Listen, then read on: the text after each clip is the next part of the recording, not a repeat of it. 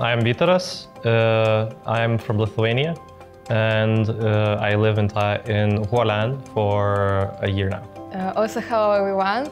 My name is Ksenia. I'm from Russia, and I also live in Hualien for about a year. It's like our second year here. And we both study master degree in Hualien. 我以前在中国在西安读书，然后西安也有山，也有大自然。对，所以我去台湾的时候，我也找比较有自然的地方，然后我也看到在花莲空气质量是最好的，在台湾。我就看到在花莲有东华大学，然后对我可以上我的专业用中文，他可以上他的专业用英文，然后我就也了解了花莲的环境，我就觉得这样比较适合我们。Oh, absolutely environment. Because in Lithuania, I keep saying the same thing. In Lithuania, the highest point is 500 meters. That's the highest point for me. And yeah, the land is completely flat. And we have sea, but our sea is very cold. And we have to go 300 kilometers to reach a small strip of sea that we have in Lithuania. So moving to this environment where if you want, you can go to mountains or you can go to the sea, and it's like the distance is maybe like 15 minutes. Till this day, when I'm walking through campus and I see mountains, it's like, oh yeah, that's here. I'm not used to that at all. So. 其实我来花莲以前，我以为他们的交通会更方便一些，对，因为我们买鸡翅之前，感觉去海边真的要花半天，对，然后我们买鸡翅后就感觉那真的海边比较近。It's not that difficult. Because it's like they have a schedule, but they don't really work according to the schedule. So that's like you check, they have to come like at 15 minutes and they arrive at 15. Actually, like in Lithuania, we are used to that buses come minute by minute.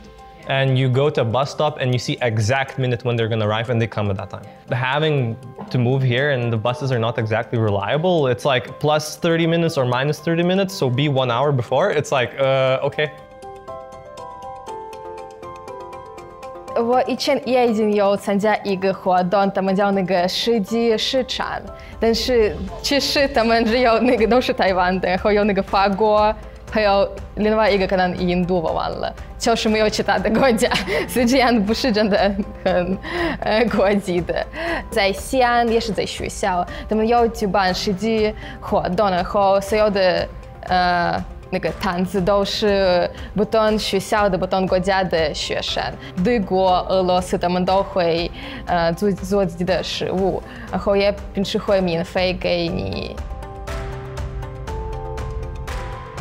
I was looking into web development. I was looking into embedded development.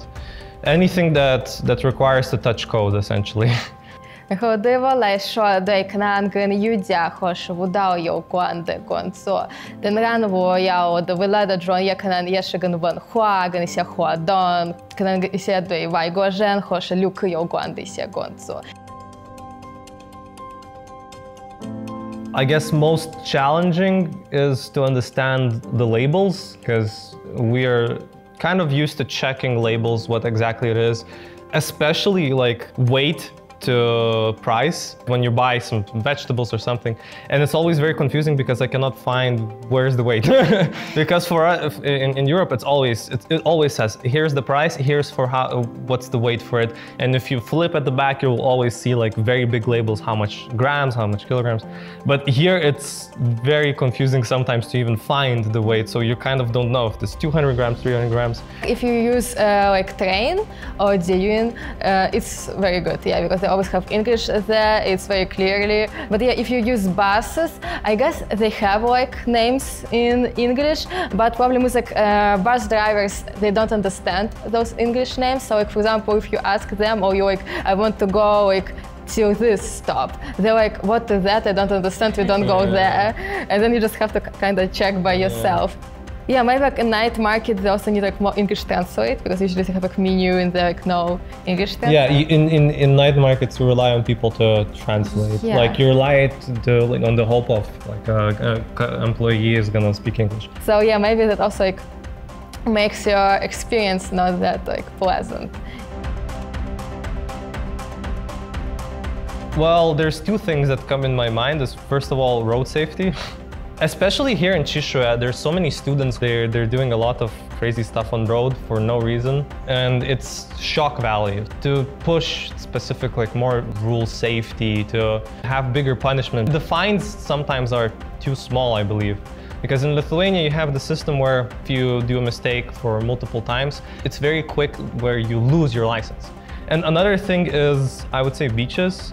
It's very nice to have seaside next to you, but there's a very limited amount of actually swimmable beaches, and most beaches are very dangerous to swim. It is possible to make swimmable beaches. It just needs more like attention and investment into it. Generally, like we saw, that there's not a lot of walkable roads. If you're a pedestrian, you either walk on scooter lane or but if you, let's say, want to walk from train station to the seashore, you're gonna follow Google Maps most likely, and you will have a lot of these like alleys where scooters like go past you like again 60 kilometers per hour.